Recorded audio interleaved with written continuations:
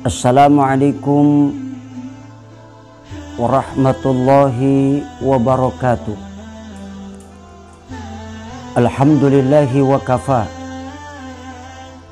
Wassalatu wassalamu ala sayyidina Muhammadinil Mustafa wa ala alihi wa sahbihi ahli sidki wal wafa.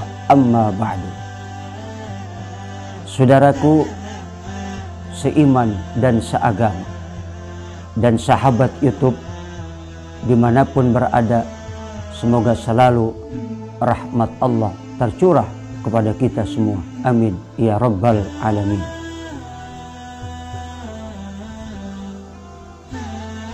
Setiap kita yang mengaku beriman kepada Allah sudah tentu akan diuji nilai iman kita. Begitupun Allah menciptakan hidup dan mati supaya menguji manusia, siapakah di antara mereka yang paling terbaik amalnya.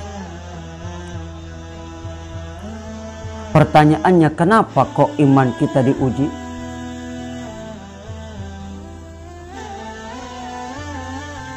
Karena ujian itu melahirkan pribadi yang ulet dan tahan banting. Ujian itu melahirkan dinamika dan kreativitas. Ujian itu memperkaya pengalaman hidup. Ujian itu mengantarkan seseorang pada pemahaman tentang makna hidup yang sesungguhnya. Bukankah seseorang seringkali kembali kepada jalan Allah setelah mengalami satu peristiwa yang menyakitkan, bahkan diuji dengan berbagai penderitaan? Adalah sebuah fakta bahwa hampir kebanyakan manusia lebih cenderung mengkondisikan batinnya terhadap hal-hal yang menyenangkan saja.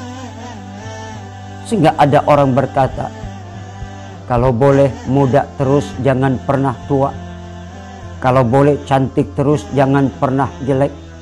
Kalau boleh sehat terus jangan pernah sakit. Kalau boleh kenyang terus jangan pernah lapar. Kalau boleh senang terus jangan pernah susah. Kalau boleh kaya terus jangan pernah miskin.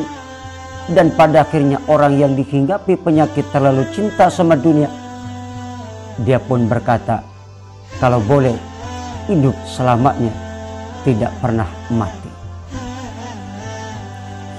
Sikap batin inilah yang mengakibatkan seseorang bersikap dan berperilaku negatif.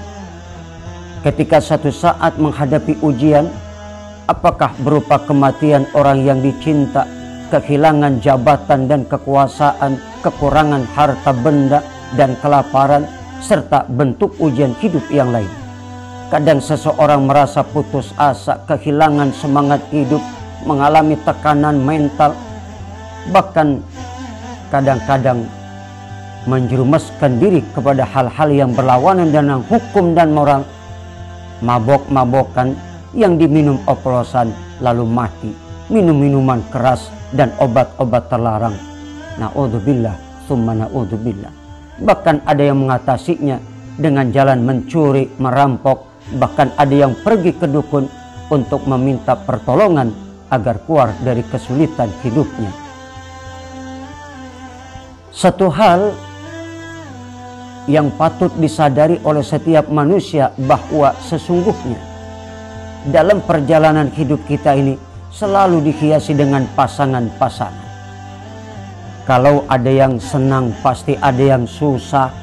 Kalau ada yang menang pasti ada yang kalah. Kalau ada yang untung pasti ada yang rugi. Dan pada akhirnya kalau ada sesuatu yang bernama hidup, pasti ada sesuatu yang bernama mati. Karena Allah nyatakan kullu nafsin dha'iqatul maut, setiap yang bernyawa pasti akan mati. Keberuntungan itu tidak hanya terlahir pada tawa dan kesenangan, tetapi juga lahir di dalam kekalahan dan penderitaan. Kebahagiaan itu tidak hanya pada saat kenyang, tapi ketika lapar pun kita merasakan kebahagiaan. Kebahagiaan itu, saudara, tidak hanya dimiliki semata-mata oleh orang kaya, berumah megah, mobil mewah, tapi juga berada di dalam rumah orang yang sederhana, laksana gumuk derita, asalkan ada harga diri, menjaga kehormatannya dengan iman. Kemudian hal lain yang penting yang juga harus diperhatikan oleh setiap kita, bahwa ujian hidup seseorang tidak selamanya dalam bentuk kesengsaraan dan penderitaan, tetapi kesenangan itu pun merupakan ujian dari Allah Subhanahu wa Ta'ala. Kesengsaraan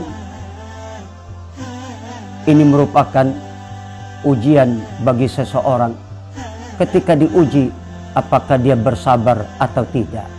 Ketika orang mendapatkan ujian kesenangan, apakah dia mensyukuri nikmat Allah atau tidak.